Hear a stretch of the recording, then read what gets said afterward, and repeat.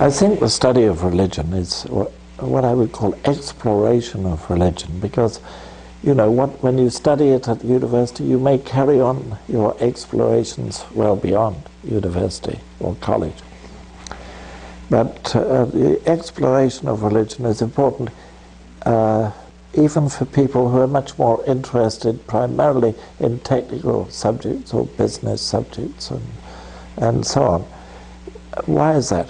Well, for I'd say perhaps three reasons. One is, well, you've got to make up your mind about these things. That's one sort of answer.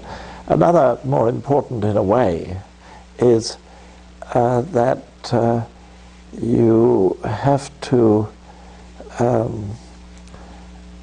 you cannot compartmentalize the different subjects in the way we look at the world. For example, in economics, I take it that you have to understand human nature in economics somewhat in order to understand how things work. Often economists have a certain model of human beings. Is that right? And to that, religion is important. And thirdly, in order to understand the world, the differences in the world, the different attitudes between Africans and South Asians and Japanese and Americans and South Americans and so on, they all have different religious takes on the world.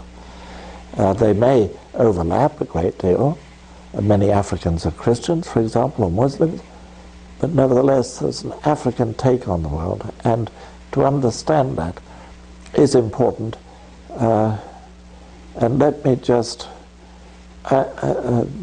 mention one example, though it doesn't directly concern religion, but it does really. The thing that most shocked me about the then Mr. McNamara, you know, Mr. McNamara was Defense Secretary under Jack Kennedy and beyond there. And he says the thing that shocked me most in his book was the following sentence, roughly. He said, when we began to operate more seriously in Vietnam, in the Vietnam War, under Jack Kennedy, of course, he said, neither I, as Defense Secretary, nor the Secretary of State, nor the chief of what's he called in the armed services? Yes, head of the armed, you know, the head of the armed services, nor the president. None of us understood anything about Vietnam. Well, wasn't that a disgrace to go into a war without understanding anything about the civilization and the kind of tensions which existed in that world? And perhaps I'll tell another story why it's important to study religion. A friend of mine, now to the credit of the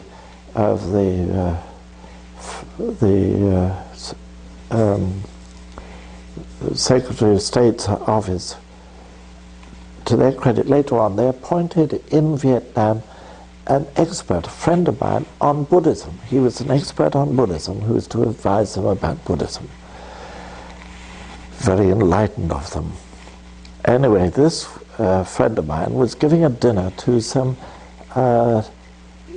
monks who were later prominent in the politics of Vietnam, but they were Buddhist monks. And a friend of his, he'd been at Harvard, and a friend of his who was a professor of political science at Harvard came into Saigon, as it then was, and he invited him to have dinner with the monks. And so they all had dinner together that night. That friend, a political scientist, said, I don't know why you bother with these guys. Who was that fellow? He was Henry Kissinger. And that shows his transcendental ignorance in one respect. That's one reason why he didn't pay attention to what went on Iran later, but anyway. So for all these reasons, I'm in there to do with yourself and to do with the connection of religion with everything else, and to do with the way the world is. You have to study religion.